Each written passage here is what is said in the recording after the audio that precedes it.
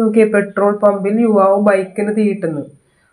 നമ്മൾ സാധാരണ വണ്ടികൾക്കൊക്കെ പെട്രോൾ അടിക്കാൻ പോകില്ലേ പെട്രോൾ പമ്പിൽ, അവിടെ ചെന്നിട്ട് ഒരാളില്ലേ അയാളുടെ ബൈക്കിന് അയാൾ തന്നെ തീയിട്ടേക്കണ്. അങ്ങനെ ആരെങ്കിലും ചെയ്യുമോ?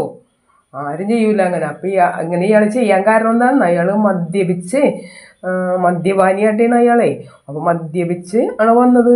അപ്പോൾ നമ്മൾ പഠിച്ചിട്ടുണ്ടല്ല, മദ്യം എന്ന് പറഞ്ഞ സാധനം കുടിക്കാൻ പാടില്ല. അത് കുടിച്ചാൽ വലിയ ആരോഗ്യ പ്രശ്നങ്ങളൊക്കെ ഉണ്ടാവും, പല അസുഖങ്ങളുണ്ടാവും, ബോധവും വിവരവും ഇല്ലാതെ പോവും. അങ്ങനെയാണ് ഇയാൾ ബോധവും വിവരവും ഇല്ലാതെ വന്നാണ് സ്വന്തം ബൈക്കിന് തന്നെ തീയിട്ടത്.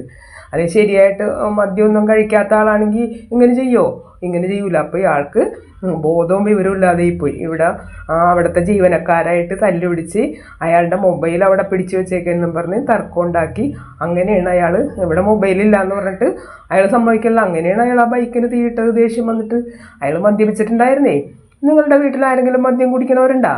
അങ്ങനെ ഉണ്ടെങ്കിൽ അവരോട് പറയണം, മദ്യം കുടിക്കാൻ പാടില്ല, ചീത്ത സാധനമാണ്. അങ്ങനെ ചെയ്യണവരെല്ലാവർക്കും വെറുപ്പായിരിക്കും, അവരെല്ലാവരും ഒറ്റപ്പെടുത്തും. അവർക്ക് ആരും കൂട്ടുണ്ടാവില്ല, എല്ലാവർക്കും ദേഷ്യമല്ല അങ്ങനെയുള്ളവരെ കാണുമ്പോൾ. ഇഷ്ടമല്ലാവർക്കും അത് തിന്മയാണ്, അങ്ങനെ ചെയ്യാൻ പാടില്ല. നന്മകൾ ചെയ്യണമെന്നല്ലേ നമ്മൾ പഠിച്ചേക്കണത്. അപ്പോൾ ഇയാൾ ചെയ്ത് തിന്മയാണ്. എന്നിട്ട് അയാളുടെ ബൈക്കിന് തന്നെ ഇയാളുടെ ബോധവും വിവരമൊക്കെ പോയി അയാളുടെ ബൈക്കിന് അയാൾ തന്നെ തീയിട്ട്. എന്നിട്ട് അപ്പോഴേക്കും പെട്ടെന്ന് അവിടുത്തെ ജീവനക്കാരൊന്ന് തീയൊക്കെ അണച്ച് കളഞ്ഞ്. അല്ലെങ്കിൽ എന്ത് പറ്റും? വലിയ അപകടം പറ്റും, പൊട്ടിത്തെറിയൊക്കെ ഉണ്ടാവും. അതുകൊണ്ട് തീ വേഗം അണച്ച്.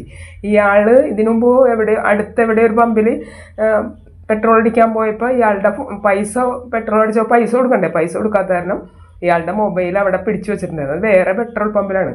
അത് ഇയാൾ തെറ്റിദ്ധരിച്ചിട്ടാണ് ഇവിടെ വന്ന് ബഹളം ഉണ്ടാക്കിയത്. കണ്ട, അങ്ങനെ ആ ജീവനക്കാർ ഇയാളെ പിടിച്ച് പോലീസിൽ ഏൽപ്പിച്ച്. Thank you.